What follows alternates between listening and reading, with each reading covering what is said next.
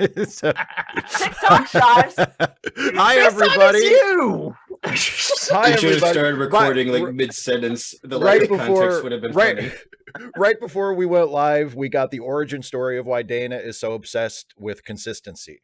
This time I am not. I don't care. I don't care. But let me tell you, the people who make sure that I can continue to like pay my mortgage and the electric bill, they care. Tradition. You know what the yearbook is about? Tradition and pride. Overcharging I thought it students was for something they're not going thought to it look was at very about, much. You know, an accurate reflection of the year's events and the memories of the students. Oh no, I was wrong. Hey, listen, it's worth it for me to have my yearbook because there's proof that I did had a mullet. Especially since, like, in one yearbook, you can see me with the mullet, being proud of it, and then, like, later on at the end of the book, you see me without it. Speaking of mullets, I saw a picture just recently. There was some kind of con in Europe somewhere, I think, where Richard Dean Anderson was there, and he's growing the mullet out again. Mm-hmm. And I was like, that's my MacGyver. And that's my MacGyver. He's looking good. I'm not saying it means anything other than maybe he just felt like growing his hair out, but Maybe. I did like Yeah. Stargate Universe, but it's never good without MacGyver. Well, that's the thing. Like I think the pictures I saw, people were sharing them, and it was Stargate fans sharing them because it was Richard Dean Anderson and what's her name, Amanda Tapping from Stargate. And they were like, they had like a reunion, and it was pictures of them like hugging and, you know, being, you know, together. And everybody, all the Stargate fans were like, look, you know, and I was like, the mullet. MacGyver. Isaiah, go ahead. You got your hand up. I was saying, so Dana, wait, so now no one's ever taught me about buying a house, but so do you still pay a mortgage, or do you just pay it out? I don't. Okay, so when we bought our house, Okay. we had saved up some money for a down payment, and the down payment was put against the overall purchase price of the house. So there's the price that the house sells for, but then there's also what are called closing costs. And this is effectively the cost of getting all the contracts drawn up and sitting down with the real estate agents to go over the legal paperwork. There's also the cost of having the house inspected. And so the real estate agents sometimes sort of organize that to determine whether the buyer or seller pays the closing costs, things like that. So the mortgage is effectively, you don't own the house. The bank owns the house. Okay. The bank has extended you a loan for part of the purchase price of the house. Usually it's around 80%. The rest of it you're supposed to put up as your down payment. Now, sometimes there's some wiggle room there. And especially in the early 2000s, there was, no money down, which usually meant a higher interest rate. And that was why we had a housing crash, because people bought more house than they ended up being able to afford.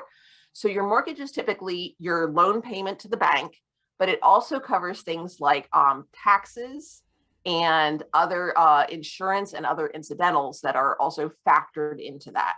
Okay. So does that make sense? And so then if you have like a 15 or 30-year mortgage, it's like, this is the amount of time that we think it's going to take to pay off the loan, plus all the stuff that's factored into that. And sometimes, like if your insurance rate goes up, or if the local tax rate goes up, you'll get a letter and it says your mortgage is going to go up because of these things. It's not necessarily because like the payment on your house itself is going up, but your government, the people that you voted for or people that other people voted for have decided to charge you more money. Or if your house's valuation goes up, that is going to affect the amount of tax that you pay on the house, because your property tax is based on the value of your house, not necessarily what you paid for it, but the overall property value, which typically does increase with time. I hope that helped. Well, well, I will be honest, some of it did go over my head, but I would say, being autistic, they don't teach us anything about home ownership. sadly. I don't think anyone is taught I don't anything think- about I don't think homeowners. anyone- Yeah, exactly. Well- It's pretty much everybody. It's complicated. So essentially, you're paying. It's very much. It works similarly to a car loan, Right. except that your car insurance you pay separately. The home insurance is factored into the mortgage, and that's the escrow that you're paying off in addition to the loan. So think of it like car payment plus car insurance put together. And then once you pay off your mortgage, you still got to pay your property tax and your insurance, but that's going to be less because now you're not paying off the home loan as well. There is so much shit they never taught us in school about. Remember, when I went to Thanks, school, independent living was an elective that you can choose to take, and that's the one that tells you how to write a check. I still had to like just go back to the previous checks I happened to have written. It's like, okay, how do I write a check? Okay, Exactly. I'll copy that. How did I do this last time? You know, funny enough, our governor here in Florida, the only thing they care about is talking about trans shit in school. So good luck talking about teaching Where us. woke goes to die. Yeah. I'm still woke, so I'm not dead. So fuck you, Francis. Correct. Why would people not? Do you really want to just be asleep? Yes, they do. They do. Yes. Yes. I mean that's the whole thing. They want to be, I don't know, the other pill. They want to have the other pill that lets them just ignore all of the problems. They Exactly. want to ignore reality. Like they want other people to suffer. That is conservatism in a nutshell. They want whether the problems exist or not. They don't care. They want, if the problems are real, they want to be able to ignore them. That is conservatism in a nutshell. Meanwhile, they're constantly terrified by things that aren't happening. Yeah. Yeah. Well, that's the driving force of like what. I don't think it's like just conservatism. I don't think like the GOP is conservative. No, they're reactionary and fascist. I would say because like remember we're that far right that the fascism and reactionary is considered and conservative reactionary and conservative fascism is considered just conservative as well. So I want to like I mean, literally, it's in the phrase. It's in the phrase. Reactionary means we don't want to conserve what we have. We want to go back to the way things were before. Yeah. It's literally in the phrase, make America great again. We want to go back to the way things were. That's not conservatism. Well, that's reactionary. Well, and the thing is, I mean, it may not be conservatism in terms of what we would think is a proper definition of that word, but I mean, and I agree with what the usage matters. I agree with what Geek says. I mean, I do think the modern conservative movement is far right and fascist, or at the very least, you know, leaning against the door of fascism, going, let us in. But how come you never write a poem about no, because let me tell you, they'll just open the door. They ain't got to back the door down. Even when I was a little kid and before, like when the mainstream Republican Party was not quite fascist or close to it, it was still the same. It was still, you know, when people tried to do something about racism or sexism, or in the 80s it was homelessness and the AIDS crisis and all of these problems, and Republicans, the response was always the same: A, that's not really a problem, or B, yeah, maybe it is a problem, but who cares? Like, did you ever that's always been the reaction. Did you ever hear any of the press conferences with that's their fault? Yeah, exactly. Chris, was that you? No,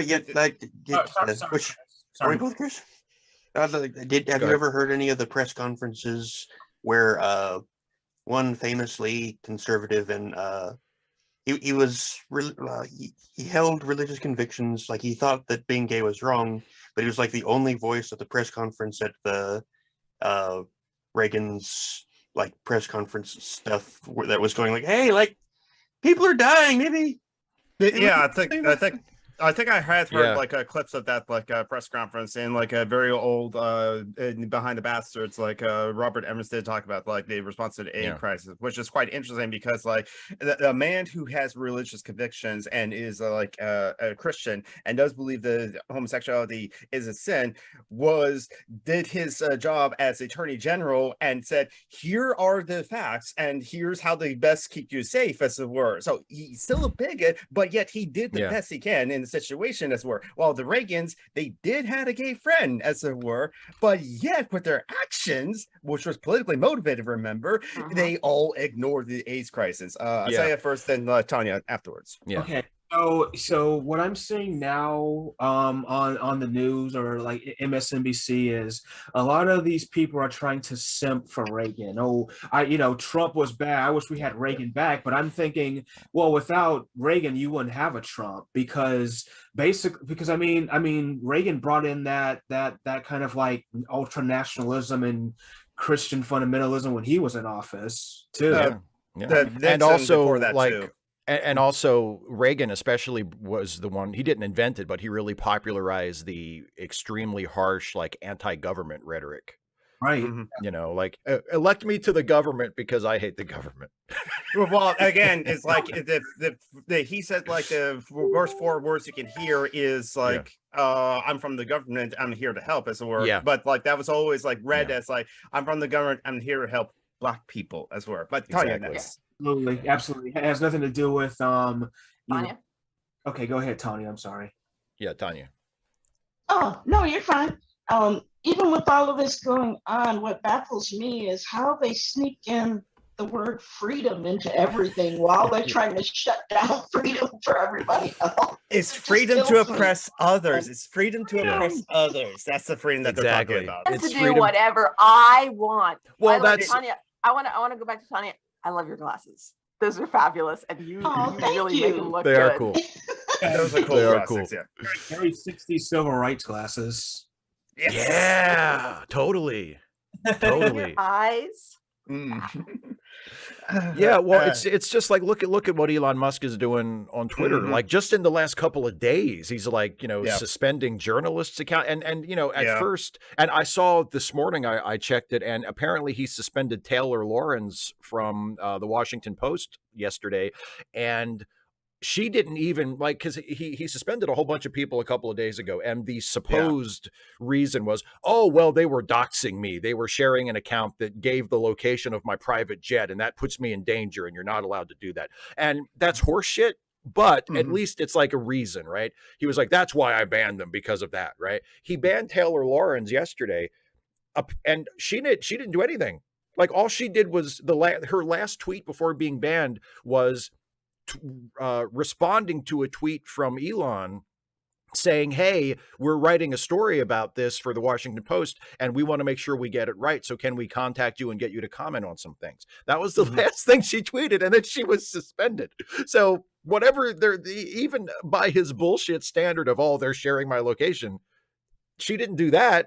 She didn't do anything. She literally asked him a question and was banned. Well, again, the freedom of speech is always from the free speech warriors is always about like the freedom of my speech first before anyone else. Exactly. To those guys, free speech is just the N-word and transphobia and other bigotries. But speaking truth to power, no, that's not free speech. No one should get to do that. Well, it's the same. Worship the billionaires. But he has the freedom to block his speech, right? That's exactly. Well, it's the same thing with the people when they talk about comedy. It's comedy to them is, well, we should be allowed to make fun of whoever we want to make fun of. When you make fun of us, that crosses the line. Oh, no. You're not allowed to make fun of us. That's not fair. But we can make fun of all the marginalized people we want, Okay, man, boy. To the point where it's not even jokes. You're just bullying people. Like there's not even a pretense of trying to make a point or be funny. Calling for violence against them, etc. Yeah. Conservative comedy is just like, hey, you're black or you're gay. And that's it. That's the entire joke to them. There's no punchline, no setup. Because to them, the very existence of people who aren't just white and straight is absurdly funny to them. They can't understand like why anyone else exists. Exactly. The joke is just observing that a person is different. Like that's it. That's the joke. I have a complaint that I'm not sure is problematic, but as someone who is female presenting, it not bothers me, but disappoints me that I can't be a drag queen. Like I can do drag, but I have to wear like dude clothes. Do you realize how boring that is? I agree. I agree. I can't do like all the, because only female presenting fashion is allowed to be truly fabulous. Yeah. And wearing pants, there just aren't any really interesting pants. And I mean, don't get me wrong, Esther Queck looks fantastic. But Esther Dana, Queck why do you think I'm doesn't wearing look leggings? over Because I couldn't find any fabulous pants. Hey Dana, There's There's only leggings, one. but they just present as like, I'm wearing leggings, so what? Yeah. I gotta say though, I know a lot of drag performers, and drag is for everybody. You can dress however you want. You can be presenting female and drag as female, and it's fine. Yeah, There's only one. There's I only didn't have to look one. into that. hey Dana, I got the wigs and I got the lashes.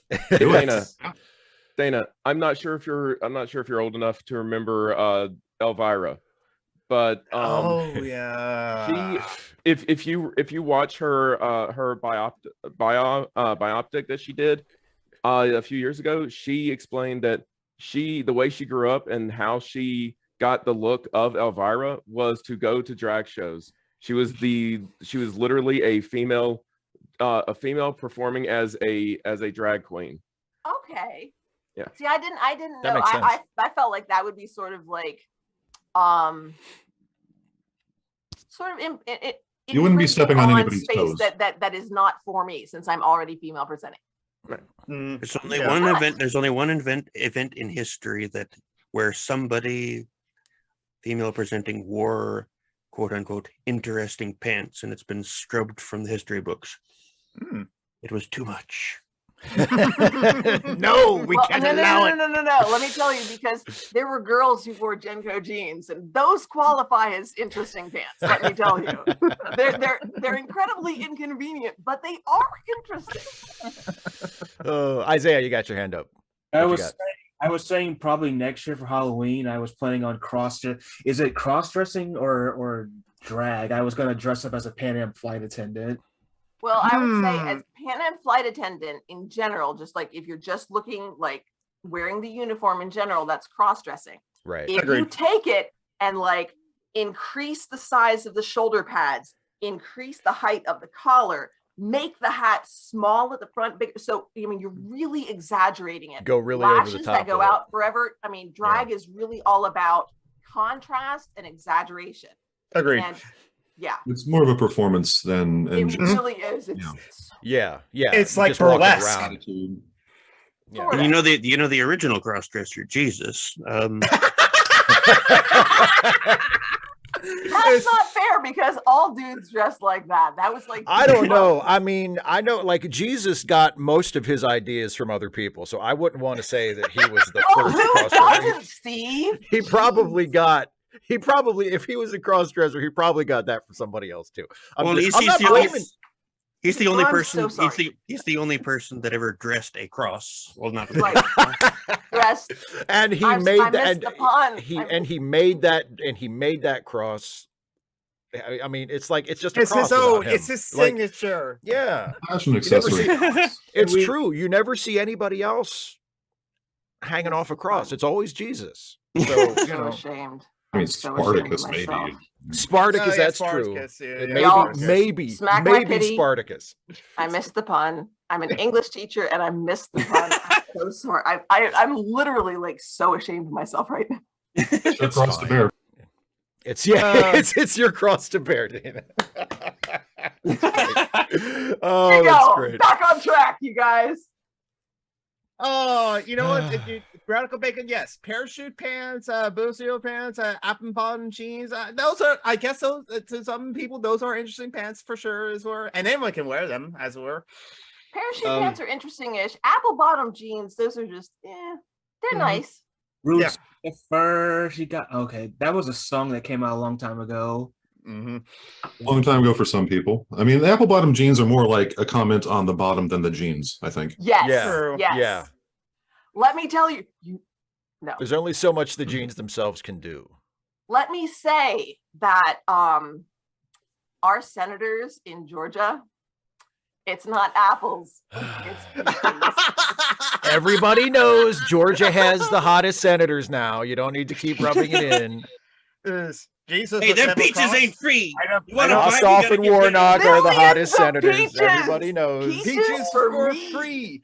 Millions of peaches for free. I know, Peaches 'cause come from a can. They were put there by a man in I a know- factory downtown. I don't So consider I have some green attractive. Nick, what was that? I have some kind of odd to bring up. So Okay. you know the new like Fish People movie is out, and I Oh, haven't yes. seen it yet, but I'm going to. The funny thing That's is, how like, I want it to be have- referred to from now on. I Fish People have movie. like followers and fans now. There's just a couple, but they've written to me going like, "Oh, dude, you're gonna love this. It's basically Planet Ripple on screen because there are like crab mechs and like all this aquatic stuff." I'm like, yeah, okay, no, I don't doubt I'll love it. The thing is, I'm worried that Planet Ripple is going to die now because of this movie. Because I already get comments from like little kids at conventions. You know, they'll go up to my table, they'll see like my merfolk, and they'll be like, "Oh, that's Avatar," even though they don't really look anything alike. But now that this movie's new Navi look even more like my merfolk with the arm fins and the splotchier skin patterns and stuff. Oh god, I'm gonna get those comments like 10 times more often now.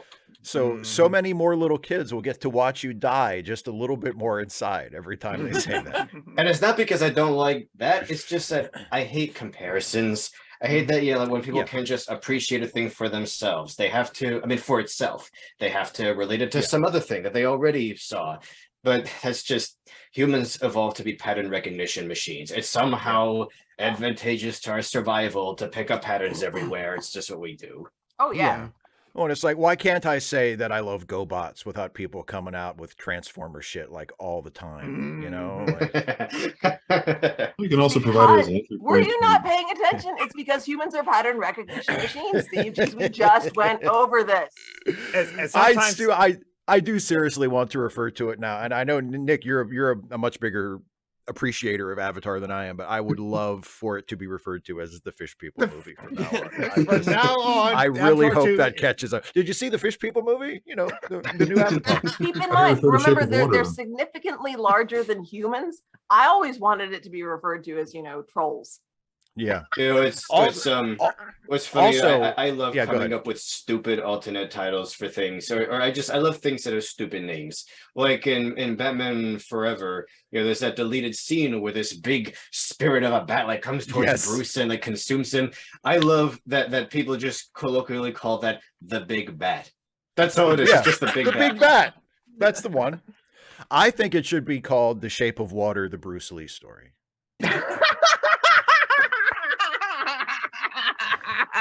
Now, something completely unrelated that I wanted to bring up, and I'm going to use this to illustrate it. This is another thing that came with that big figure from earlier. This is Holly. He is a Micromaster. They're pretty small Transformers, like, about Bumblebee size. They're like twice as tall as a human at most. And here's how the other ones look by that time. Yeah, Japan was obsessed with the Micromasters, and the bigger ones, like their bodies lay down and become these entire bases with ramps and turrets and all that other stuff. But as a result, it's like average sized Transformers were squeezed out. So it got to a point where there was this huge divide, like you were either this or you were this. And like if you didn't have combiner capabilities built in, you were yourself the size of one of those. Like their ships had to have freaking Daily Bugle sized doors just for these guys to walk through. They were huge. And that's just begging for some kind of class divide to form. The big bots stepping on the little bots, like, hey, you mop those floors for me because my fingers are too big.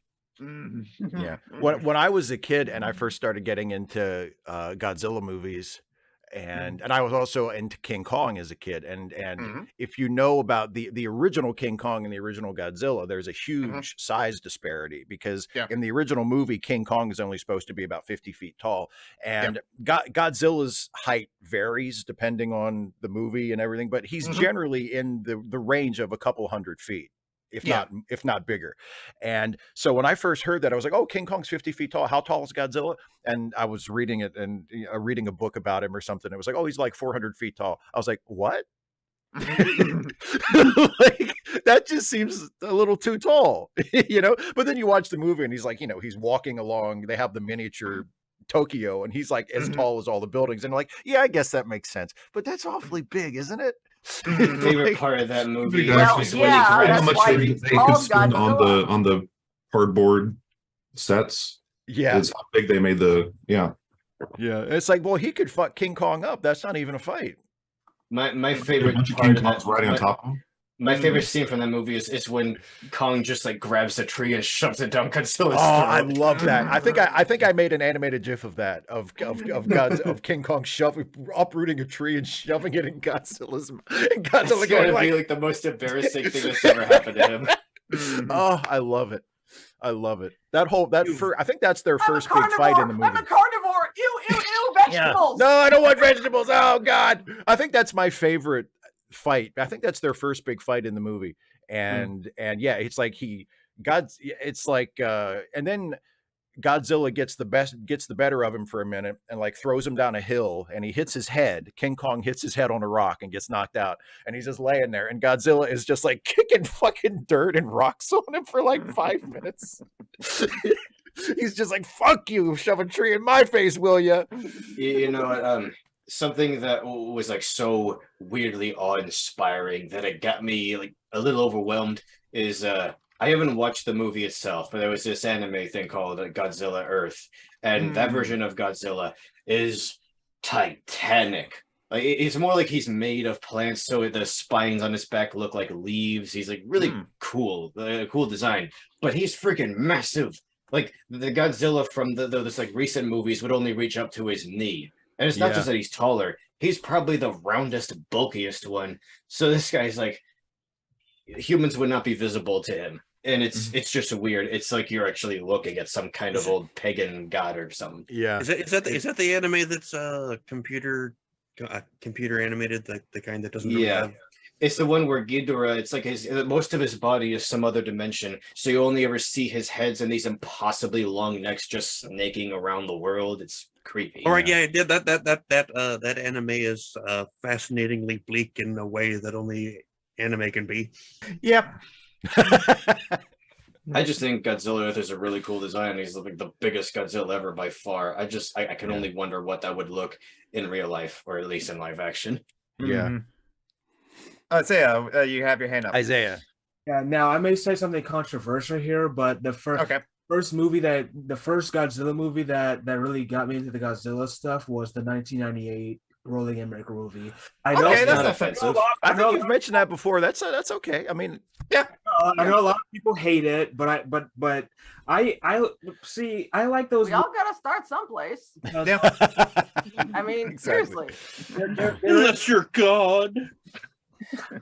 There is something fun just seeing a monster just destroy a city, and it's just mindless bullshit just to turn your brain off. So and honestly, Isaiah, I can relate a little bit because the first Godzilla movie I ever saw was Godzilla versus Megalon, which is one of the ones that, like, not everybody, but certain like really serious hardcore Godzilla fans kind of look down on that one. Is he the saw blade dummy? Yeah, I think so. Yeah, he's the one. Megalon is like the giant cockroach guy. Oh, okay, so that's not the one I saw. Yeah, but Godzilla versus Megalon, it's the one with Jet Jaguar. And to this day, it's still my favorite Godzilla movie. I don't give a shit what anybody says. I love it. It's like, it's one of the ones, one of the later ones where Godzilla is unambiguously a good guy.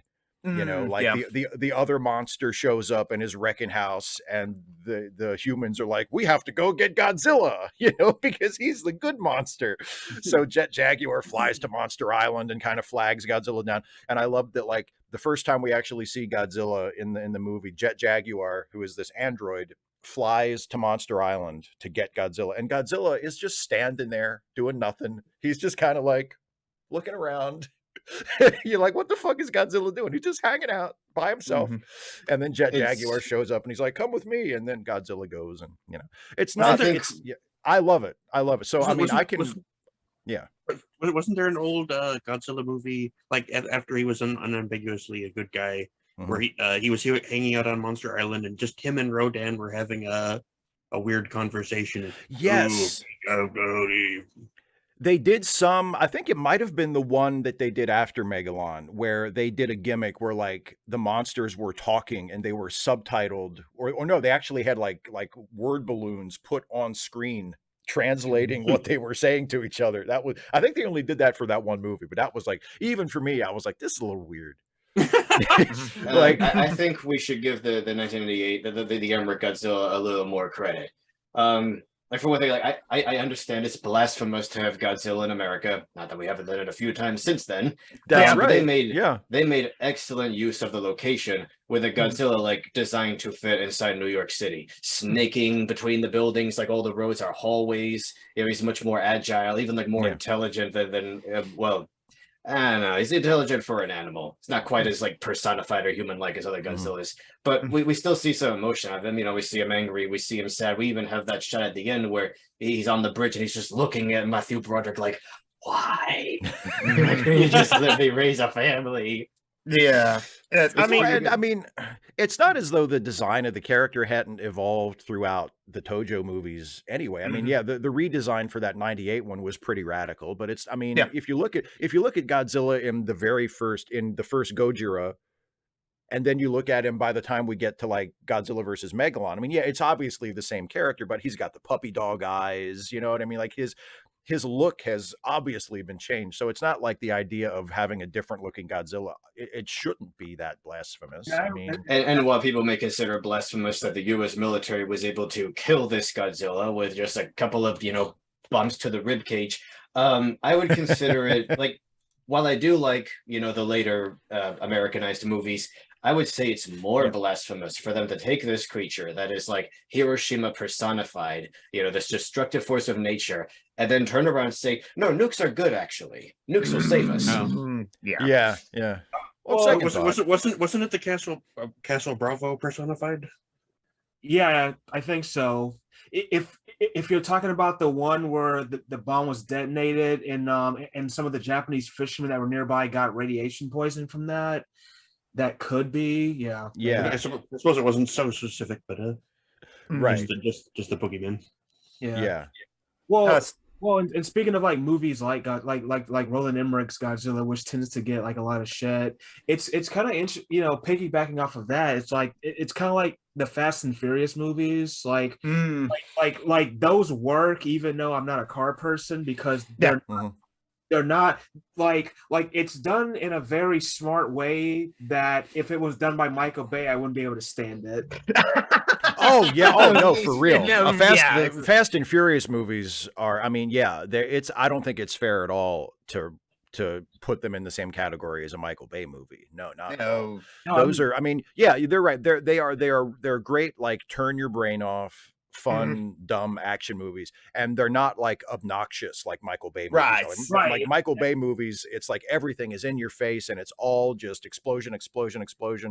And guy just happens to have a Romeo and Juliet law on hand laminated. Oh God! Just in case it ever comes up in conversation. That's I really love the Folding Ideas essay on Michael Bay, or was it Lindsay? I think Lindsay Ellis did the Transformers series. It was really fascinating hearing the take of someone that's so educated with filmmaking and the whole like your eye, like the movement is supposed to be from cut to cut is supposed to be in a similar place, otherwise it makes your eyes tired and you lose focus. You don't know what to pay attention to. But they knew you needed to pay attention to the Romeo and Juliet card, like right there in the. I don't know how Michael Bay. Yeah. Michael Bay is Canadian. I don't know why he got like such a love for like American movies like that. I guess grew up with them. Yeah. I think the best thing Michael Bay ever made was that Got Milk commercial. Yes. Where the guy's like eating a peanut butter sandwich and then he can't answer the phone. That was Michael Bay? Yeah. Yes. That's the commercials. I will say I have gained some modicum of respect because that was good. It's a tragedy. It's a tragedy because he was a really good commercial director and his talents are perfectly suited to directing commercials. Yeah, that's where not so much. Yeah, not so much directing like 2+ hour narrative films. You know? Same thing with Zack Snyder. Same thing with Zack Snyder, and I mean he did music videos, and I think Michael Bay did music videos too, and McGee. There's a bunch of directors that came up in the '90s and became big stars, and well, Zack Snyder came up in the early 2000s, but same kind of thing. And their background was commercials and music videos and stuff like that, and it's like their talents are perfectly suited to these formats. It's just that they start making feature-length movies and they don't really adjust their styles all that much to suit a 2-hour narrative. They don't and know it's like what the heck they're doing. It's they know what they're doing in certain contexts, but not they don't know what they're doing for a feature-length movie. They're making hundreds of millions of dollars for release. I mean, like, that's what they're doing. they're yes. Oh, he's so wrong about what okay. Vox Populi. Look, you're right. I can't. I mean, you can't. There's a certain point where it's like you can't argue with success, and I mean, you know, and you can, and I often do, but like, but there is no. I mean, I do think you have to acknowledge, like, if there wasn't an audience for it, they wouldn't have, you know, been hired to keep making it. I mean, that's in Hollywood, it's money talks, and literally everything else walks. Yeah, so, you know. There's like I can't defend the prequels from an artistic point of view, but I don't mind them, well, except for the first one. But I don't mind them because and Steve, I've been fascinated by some of your takes on movies that I found enjoyable. I think perhaps it's because time works very differently in my brain. It skips a lot more, and it speeds up and it slows down a lot more, I think. But I haven't, like, I wasn't bothered by the pacing issues that you saw in the newer Superman movie, that kind of thing. But oh shit, I'm wandering way away from whatever the hell I was trying to talk about. Or the prequels, like they worked for, like, it's very obvious if you pay attention that Lucas at some point really just wants to sell you toys, and that's all the movies are about. But it's entertaining and enjoyable to me to watch Transformers technological things fly around. Yeah, I mean, the other, you know, that it's you know, it's all personal taste. I mean, that's the thing, is like whenever you sort of dive into become like a movie critic, you know, or do like a video essay or whatever about a movie or a TV show, like, you always have to keep in mind, this is just your opinion. This is just how things look from your perspective, you know. Like I have a video coming out tomorrow on my channel about Andor, which I am in the minority of not really liking all that much. My friend also doesn't like it either. A lot of, but the video is about how, even though on the whole I didn't think it worked, it does certain things that I think are great. And what I found interesting was that the things that it does that I like are things that I don't see as often as I would like to, whereas the things that make it not work are things that I see everywhere. You know, like the reasons I don't like it are things I could point to in a dozen other shows that I also don't like, but the things I really like about it are relatively rare. And so I appreciate it for that, you know. And it's not like my favorite episode was the prison break. I love me a good prison break, and that was one of the better ones I've seen. Just that speech and that line, you're one way out. You know, that, and the thing about the show that I found fascinating and kind of aggravating was that it seemed able, and again, just from my perspective as, you know, one person watching it, it seemed able to summon like incredibly great stuff, like at will. You know what I mean? Because like I would sit there for most of it and just be bored out of my mind thinking, what is the point of any of this? And then all of a sudden, out of nowhere, the prison break episode, and it's like, oh, this is actually really good. It's like peaks and valleys, but it's like, here's the peak, and it's like, here's another peak, and the peaks are like the peaks are like way up there, and then it's like, okay, now let's be bored for 3 more episodes, and then and it's like, and or like Luthen's speech. when the guy wants to get out, he's got like his mole in the Empire, and he's like, this is too much for me. I have a family. I want to get out. And Luthen's like, no, you can't get out. We need you. And the guy's like, well, what about, but I'm sacrificing everything. What have you sacrificed? And Luthen's like, well, let me get Shakespearean for you here, and I'll tell you what I'm sacrificing. And it's fantastic. It's like that 90 seconds of that monologue it's like, holy shit, that's good. Like, why can't the rest of the show be like this? You know, it seems like that Andor, and there are other shows that are like this, and like on streaming shows, they seem to be written written to be viewed while you're on your phone. Like they're written slow, so that and everything leads up to it, and you can I'm pay attention to this. Oh, this is a good scene. Okay, back to whatever, and they keep just like stretching it out, and like it could easily Andor could have easily been 6 episodes instead of 10. Absolutely. You know? Oh wait, Absolutely. that's another factor. Like, first of all, like, I really love you as a critic, because even when I don't agree with you, I still love hearing your opinion because they're interesting. But that's another thing. That's like good. When I watch movies, I don't just watch movies. I have to be doing something else. Like if I have to watch the movie and just watch the movie, it feels kind of like an imposition. Mm-hmm. Yeah, there's a lot. I'm the same way. I can't do it. Like I plan not even just movies. Like I can't watch movies yet.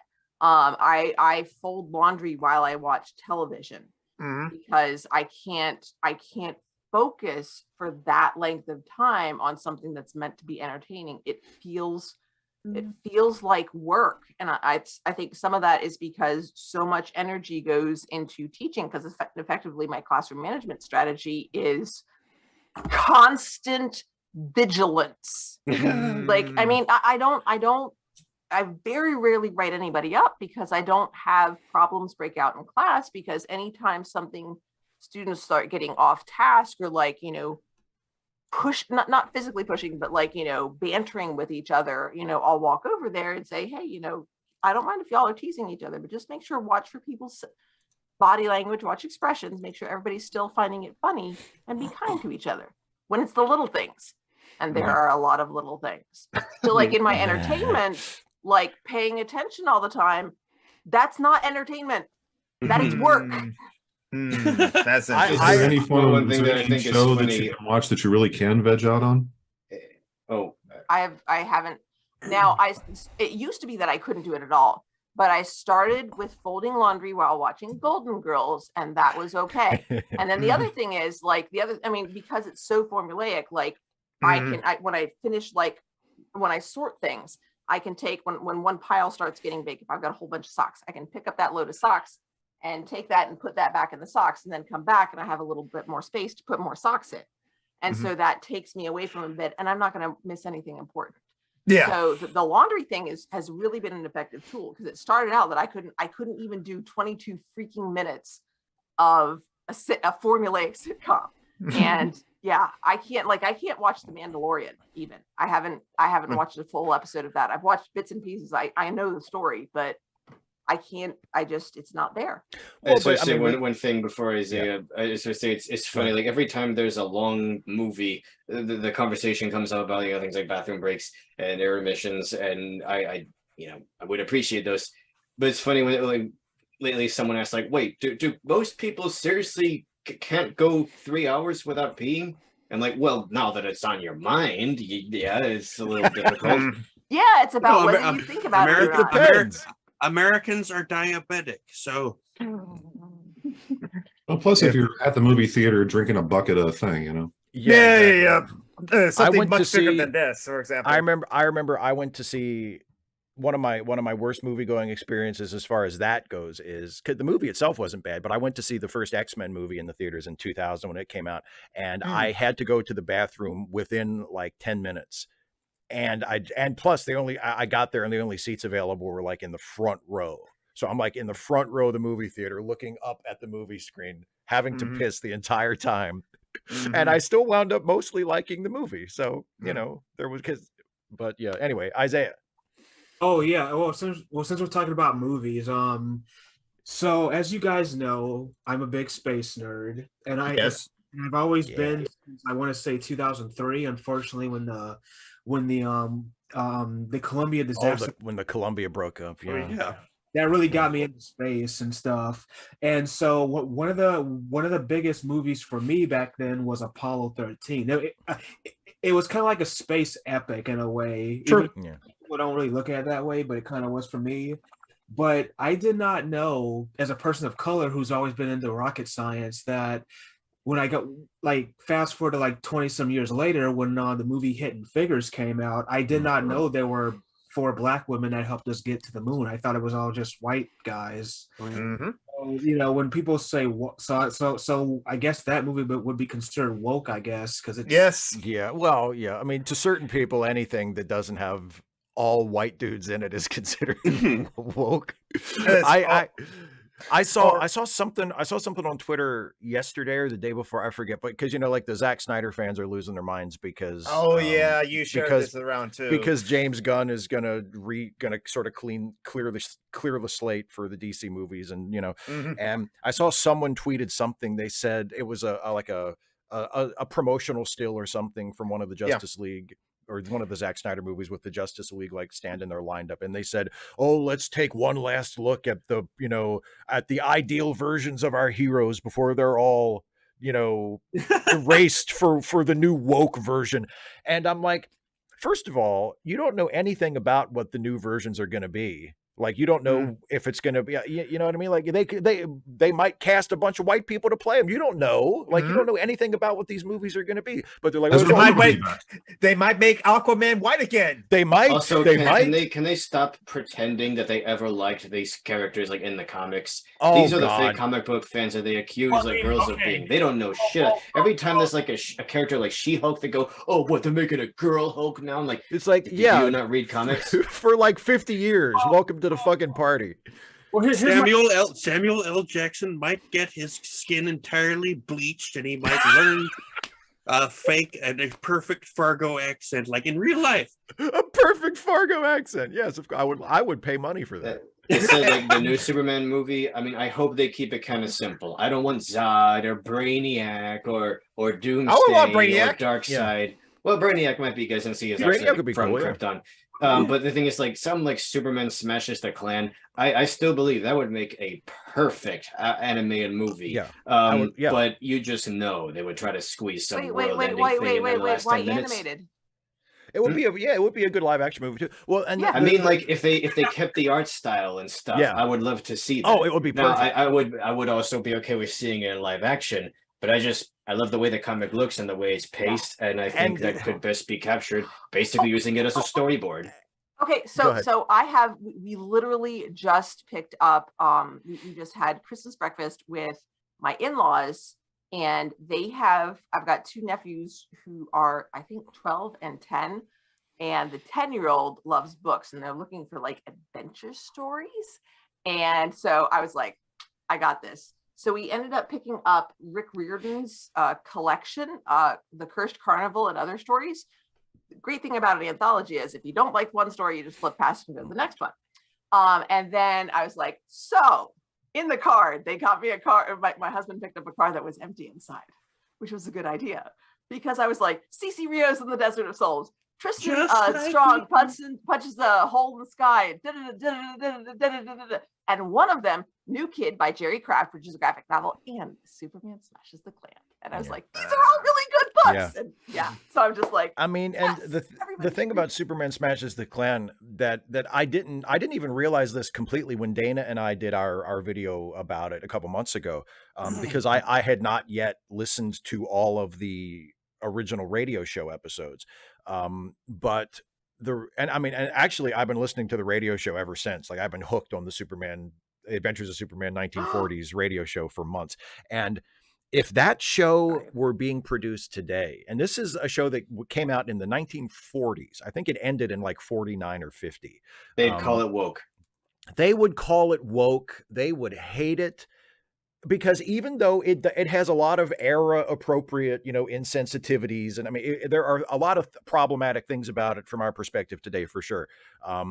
But it's Superman is like almost every other story is Superman fighting some kind of racist or someone who wants to gain political power to impose intolerance or inequality on people. Like he is such a culture warrior. He is such a social justice warrior. Like that's what the show is about, is that version of Superman literally fighting intolerance and inequality and racism and anti-immigrant sentiment and religious intolerance. Like that's all he does. And people today who complain about, how woke everything is because a black person shows up in something, like they would hate it so much. And it's 70 years old. I mean, yeah. Well, it's a cisgender white guy covered in red, white, and blue, speaking about truth, justice, and the American way. Yeah. I mean, if there's they packaged it right. If the James Gunn movie is like a little more lighthearted than, say, Man of Steel, maybe it has like a slightly younger Superman who's still like coming to grips with his alien origins or powers or something like that. I would love it like if at the end you just see him like walking down the road towards Metropolis, like to apply to like the Daily Planet, and like and then Kryptonite starts playing. That would be perfect. I still think it's criminal that has never been used in a Superman anything. There are so many great Superman songs that have never been used in Superman movies. Like, but I just think there's something special about Kryptonite. It has this like hopeful edge to it. Like, yeah, he's gonna be all right. He's got this. But Steve, well, goddamn it, I have a question and also accolades to give you. Like what you do first, like the accolades. I really love I can't remember what context I heard it in. Like what you read a short story fanfic of Superman. Okay. At some point, I forget. I really love the story. I love your writing. But the thing I loved about it was I think that he never Supermaned in the story, and that's fantastic.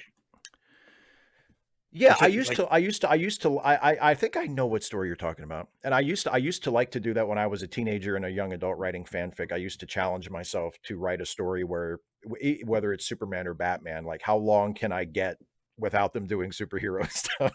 Yeah, I think maybe he used like X-ray vision, but it was on the down low. But and then I'm curious, like the part that was cut out of Superman Returns, Superman Return, like there was a part where he was actually exploring the ruins of Krypton. Yeah. Have you seen that? What did you think of that? Yeah, I've seen. I think it's a special. It's included on one of the DVD releases. Yeah, I've seen it. I think it's as just a scene by itself. I think it's fine, but I think it was the right thing to cut it out of the movie. Like I kind of feel like, we're nothing really happens in it that is relevant to the story. And we hear about it later on, like when we get the title at the beginning that says Superman left 5 years ago because they discovered the remains of Krypton and that's why he's been away. Okay. And then when he comes back, he tells his mom about it, and they have that scene where his mom is like, was anything left? And he says, no, that place was a graveyard. And I think that's all we really need in the movie, so like as a scene unto itself, I think it's good. But if it was my movie, I would have cut it out too.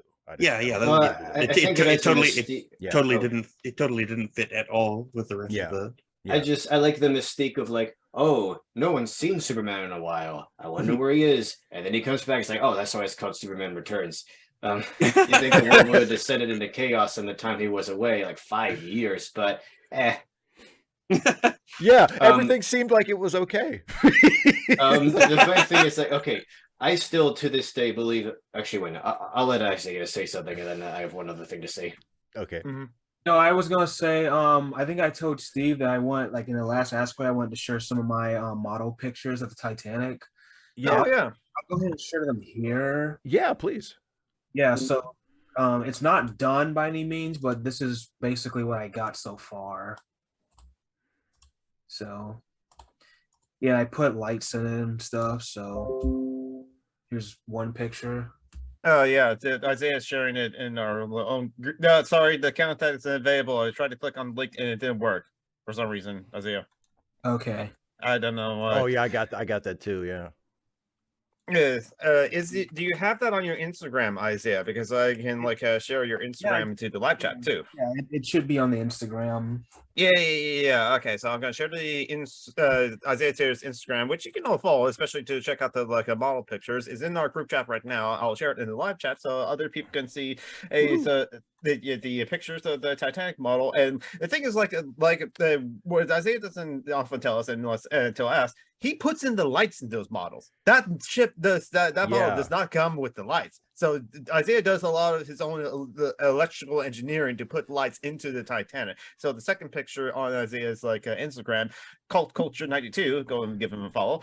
And you can see the lights up. And so By the way, I never went to school for electrical engineering. I'm looking at it now. It looks really cool. I mean, it's very detailed. You know, like that's that's a lot of lighting. You know. Yes. Well, I'm trying to make something close to the James Cameron model. He had, so yeah. It looks really cool. That's what I got so far. It's not showing. But does it snap apart or anything, or how? So I have one other thing to bring up, and then I guess I'll have to get going too. Okay. Well, we all have to get going essentially. Yeah. It's almost. So yeah. Go ahead. So the DC animated universe, you have Batman the animated series, Superman the animated series. I love all that stuff, but I think some of the best material in that entire canon is in the Justice League and Justice League Unlimited, because that's where they start asking questions about are superheroes fascists? Are they dangerous? Years before stuff like The Boys said yes. And the thing is, I get a little tired of all these subversive takes on superheroes, but I love the way the DCAU handled it pretty delicately and still kept it, just kid-friendly enough.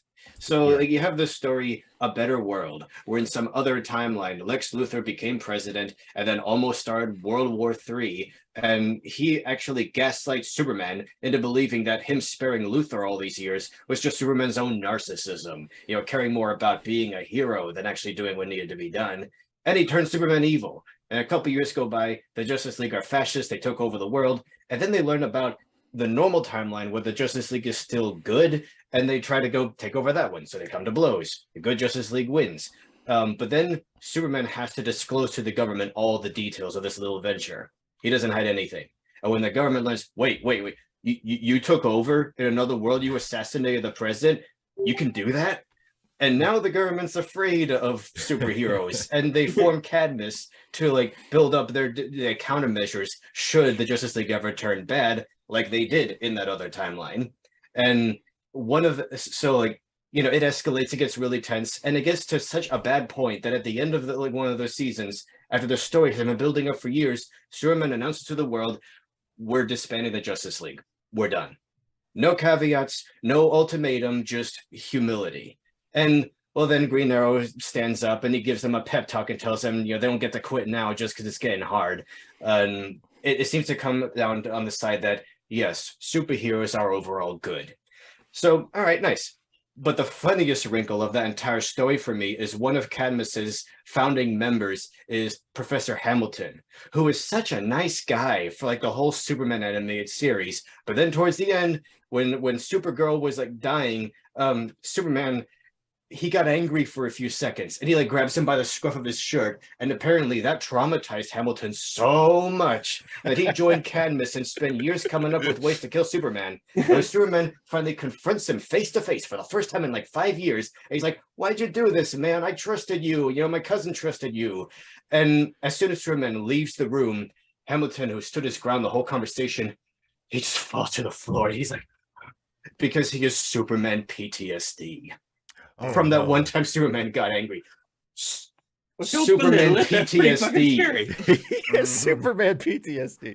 That's so funny to me. It's it's such it's such a a flimsy justification because we got mad at you one time. Exactly. It reminds me of everyone when a wrestler turns heel. And it's really out of nowhere for no reason, and they have no idea why the wrestler did this, and then they have to come up with some ad hoc explanation as to why all of a sudden he's a bad guy.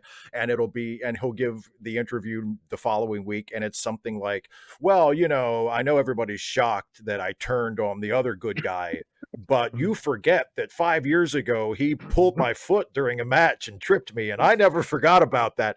It's like, seriously, that was the only reason? People can't let go. I have to differ here, because like that's a fist that probably shattered a planet holding you by the shirt. And if you have a reasonable capacity for conceiving of the power of that fist, and it is holding you up, then maybe being shattered in your brain is a little bit expected. I can see why it would be upsetting in the moment, but it's like, if you know that he's generally a good guy and he's only pissed at you then because he's worried about his cousin dying. And then you clone his cousin and raise the clone as your daughter to kill the cousin. It's like, I understand. I would shit my pants if Superman grabbed hold of me too. Like, I get it, but it's like, he's not like that bad. He was just having a bad day. Yeah. Not as much as we're Homelander. Look, I understand some people may find it a little offensive, but I think just the phrase Superman PTSD is so funny. Like, of all the things someone could be traumatized by. Well, and I'm sure that there are people like in that world who maybe have more of a more traumatic experience related to like maybe like, Superman, like, he picked up a boulder and he threw it and he wasn't thinking and it crashed into somebody's house, something like that. Not, it's like, no, he got kind of pissed at me this one time and jerked a hold of me. Yeah. Come to think of it, like I'm kind of just like, I enjoy The Boys for what it is, but it had a promise to me, and in the first season there was a promise that it made, kind of like a potential promise of exploring a certain idea of like a character that does have all the cards, all the power, like they could turn you to dust by sneezing, and they know that, and they know how to use it, and they've spent years using it. That is a very fascinating and fertile ground to explore, and I don't feel like I would love it if The Boys explored it more in the ways that I'm interested in, but are any of you familiar with like stories where they have like really plumbed that depth? I've seen I have to think about that now. A little tiny, from a certain perspective, you could say maybe in the Watchmen comic, Dr. Manhattan, a little bit like that. Yeah. But yeah. I just want to shout out Chaotic Neutral in our private chat here, saying Jesse Eisenberg's career has Superman PTSD. Well done. I just admire beautiful. The writers of the DCAU for making this story, that asks these questions like, are superheroes bad? Are superheroes fascist? And doing it in a way that kids can still digest, but is pretty adult, just to be asking it years before stuff like The Boys did, and doing it so tactfully, and still finding a middle ground where no, superheroes are still good sometimes. Superman good. Doing it in a way where you can still tell superhero stories that are watchable, that won't just be a slog. You know what I mean? I think that's like with the DCEU stuff. I think it's like it kind of goes to, well, maybe they are fascist, but who cares? Look how awesome they are. I feel so bad about like there was that movie continuity, the DC, new DC animated universe, where you had like Teen Titans movies, Justice League movies, Batman movies, all stuff taking place in this continuity, and then after just a few years, everybody dies in really gory, disgusting ways, and it's so depressing they have to reset the timeline again. I'm like, what was the point of that whole experiment? How am I supposed to like get attached to these characters when they're all going to be dead in a year? Yeah, that was what I know. Okay, I did a video about it. It's all about money. I did a video about it, and I noticed that, like, when they decided to end it, they basically ended it in the exact same way that they started it, which was with a flashpoint. Like the Flash changed everything, and like they get to the end of that last movie, And I think like John Constantine basically walks up to the Flash after everybody is either dead or like the Earth is going to die at this point, and like there's nothing the heroes can do to prevent it. And John Constantine kind of just walks up to the Flash and elbows him and goes, "Well, you know what you have to do now." You have to reset reality again. And it's like, I guess you can just do that. I guess whenever anything gets super bad, the Flash can just run back in time and reset everything. And the thing is, that's a nice option. It ruins my viewing experience of the earlier movies, because now, like, I can't see, Starfire or any of these characters without imagining them being ripped apart in a few months. Yeah, yeah. It's not going to sad. end well. Don't get attached. There's a certain amount of willing suspension of disbelief that you have to have with any movie. I mean, like with Star Trek, why don't they just replicate everything? I mean, like grain to go, like you have replicators. Well, how can they replicate things when like they're like it would take so much energy to? But I mean, it doesn't make any sense. Yeah, none of it makes sense. Well, when Star Trek, once you have time travel, yeah, Star Trek has the time travel thing too. Like when it doesn't like. It's sort of, it's the kind of nerd stuff that you think about. It doesn't really affect my enjoyment of the movies or the TV shows, because I realize like you're trying to write compelling drama. You're writing a show in a universe where time travel exists. I mean, you would think all of these characters, whenever anything goes wrong in their lives, the thought must occur to them, I could just go back in time and prevent this from happening. But it's like you can't. They're ironclad. Yes, right. Of course, nobody would dare violate a rule in a Star Trek show. the Space Prime Directive. The Space Prime Directive. Yeah, it would be interesting if there was a Flash that was traumatized by his overuse of that, and then when he was approached about resetting reality, like he said, "Don't, you don't want to do this." There was a robot chicken sketch years ago that it wasn't about the Flash, it was about Superman, and the jumping off point was like Superman, spinning the world backwards at the end of the movie, where Superman kept going back in time to stop himself from trying to change something in the past, and they just kept stacking up, because Lois found out his secret identity, so he was going back to prevent that. But then like when he went back to prevent that, like he started an argument with Lois and they broke up, and then he went back to prevent that. Like everything he did made it worse and worse and worse. And he kept going back, like to tell himself in the past not to go back and try and prevent it, because he was just going to make it worse. And it was, the potential for comedy there is always there. The potential for comedy is always there. Yeah, I have to ask before the end, like apart from the raping the possessed man as an issue, which is problematic, certainly. Wonder Woman, the 1980s one. Yeah. Why did people have a problem with that? It was delightful.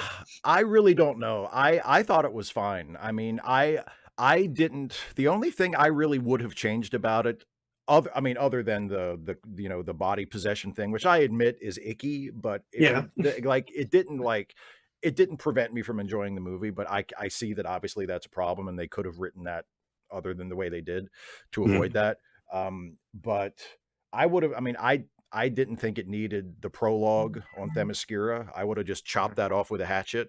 But everything after that I thought was fine. I thought it was a good movie. I didn't see why people were like, shitting all over it and calling it terrible. I thought it was like, shit, it seems fine to me. And it's hard to put my finger on, but it feels like it was a love letter to a bunch of really good, or at least really delightful 80s movies. Yeah.